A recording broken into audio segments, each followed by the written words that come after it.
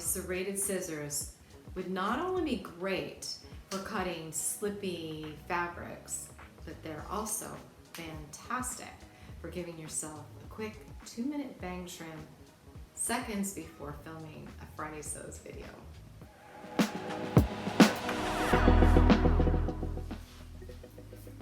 Hey, it's Marie and welcome to another episode of Friday Sews. This is episode number 38 and I'm going to be talking about my outfit, revealing the So Frugal 2024 outfit that I have actually yet to take a picture of myself and post on the Instagram, which means it disqualified me from the contest, which is fine. The deadline was March 31st, which was also Easter Sunday.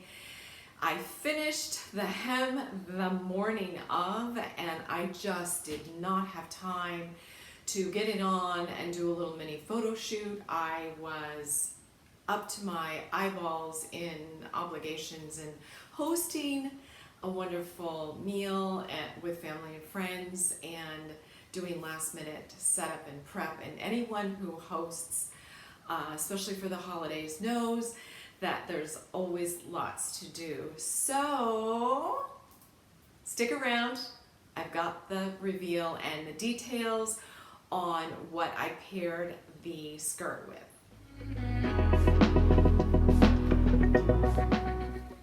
Alright, so on my previous episode, I went into great detail and gave you a sneak peek of the pleated skirt and the pattern that I used. So I'll link that in the description box if you didn't see the video. I also want to thank the new viewership and subscribers.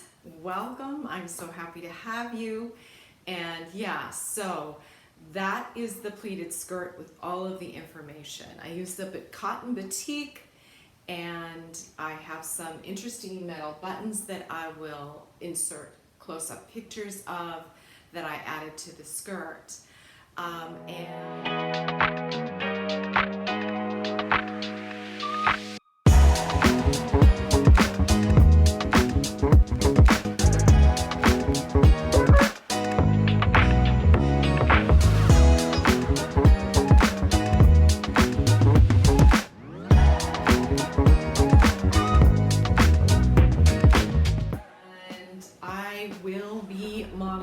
Sooner than later. It's looking like another storm is coming, so it'll probably be within the next couple of days. But what I have paired with on the top is a Burda pattern, and it's number, let me see, it's 6345, and this is basically like a tunic type top that I've made a couple of. So it looks like this, and it's really easy to wear, relatively quick to sew depending on your fabric, and I'll talk a little bit about this fabric. And I just think it's a very classy and elegant piece to wear, and I did a little hacking on this. So let's first look at the two that I have previously made. So this basically has 4 pieces plus the bias neckline, which is really almost like a boat neck, which I think is flattering on a lot of figure types. But you see that you've got the sleeves that include the top, and then there's a seam that goes right under the bust, and then the front bodice piece, and then the same for the back. On this particular blouse, I used the decorative salvage edge to my advantage and didn't even have to hem it. This is Ruby Star Society. It's just a quilting cotton, but it's a high quality cotton. I love it. It's washed up great. The color is still bold, and it's just a classy kind of, like I said, kind of a tunic style top that looks really good with like bold statement jewelry. On the second one, I experimented a little bit with my embroidery machine that I just recently gotten, and this is just another woven, and It's just a very neutral color, maybe not the best for me, but I had it in my stash and I knew that it would be fun to kind of play and experiment with some colored threads and some foliage on that one. And on the directions for this particular pattern, it does call for you doing some top stitching on the sleeves and the hem, which I think adds a nice little detail. And that is pretty much it. If you do French seams, it'll take a little bit more time. If not, it goes relatively quickly and it's comfortable, and I really like these tops. Hence my choice for number 3, which was not a free pattern, but I had the fabric in my stash, and so I wanted to use it with this pleated skirt.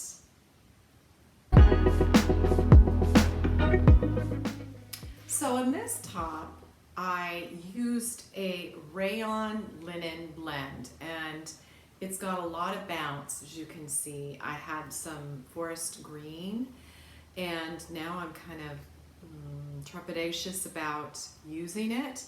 It's got stretch, and it feels good. It's a good medium weight textured fabric, and it also feels like keep you warm and cozy.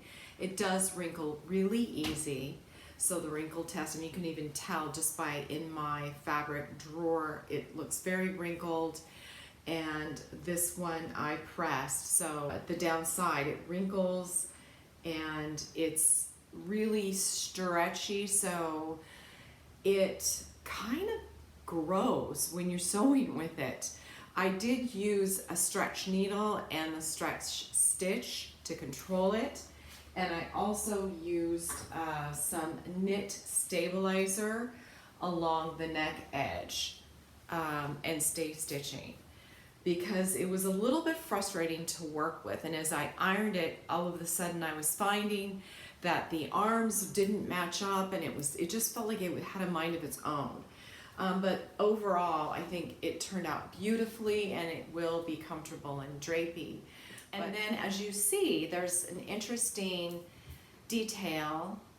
And what I did to create this was I cut the center. So remember, it's one piece. Looks like that. And I decided to cut it in half and then add, because when you do that, when you join the seams, you're losing some inches or centimeters. So I took the pattern piece and calculated how much I would need basically in order to add this strip and still have it fit properly. And I decided to use some of my quilting, I guess you would say these are just little 5-inch quilt squares. And this particular line is Verbena by Jen Hewitt. And it is adorable. I should probably do a flip through of this. And I loved it. It was staring at me, and I said, you know what, I am going to make some little 2-inch half square triangles and incorporate this to give it a little more of a visual interest and keep me motivated to sewing with this fabric that was kind of driving me crazy. So yeah, I had fun doing that, and then I added some top stitching to that. So it gives it a whole different look. So it was a hack of that top.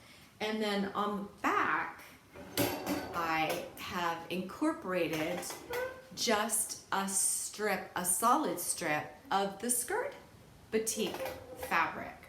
So it matches in the back. I didn't do the quilting squares for that, but I did in the front, and there is a little tiny bit of that skirt fabric in those half square half square triangles. I think that's what they call it in the quilting world. Anyway, so that was fun to do. So it's a little coordinating outfit. And again, it was a great fun challenge. I just didn't hit the deadline. I did finish it, I just didn't get in it and have a picture.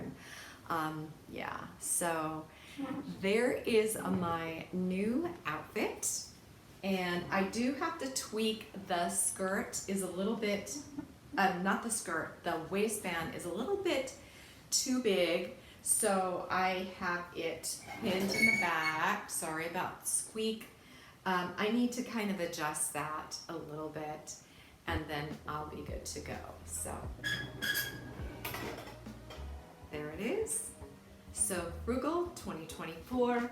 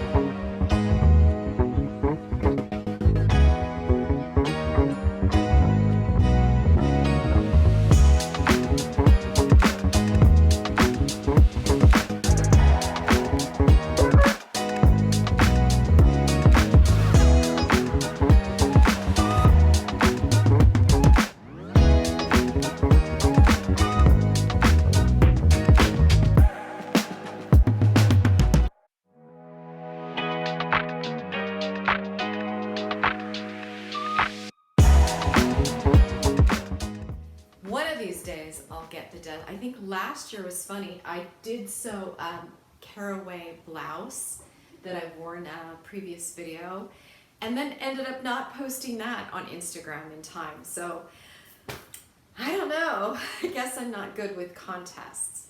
But I was with all of you in spirit. I have a new outfit. I have some new friends in the sewing community, so it's a win-win, I have to say. Anyway. Upcoming projects, I am working on the Sofia skirt that I also talked about in my previous video, and this is free on the fabricstore.com website. And what I love about this skirt is just the interesting details. It's got some front pocketing and some darts, and then it's buttoned down. So I'm working on that one in a kind of a creamy linen, and I did line it with some muslin that I'm just actually incorporating and sewing into the skirt, so I won't have a separate lining, it'll be attached basically. So I've got that going, and hopefully next time I'll be able to show you that finished skirt. So I hope you had a wonderful holiday if you do celebrate it. I hope that the weather is being kind to you. And so yeah, be safe and stick to your love of sewing, family, friends. And thanks so much for watching, and I will see you next time in the sewing room. Bye.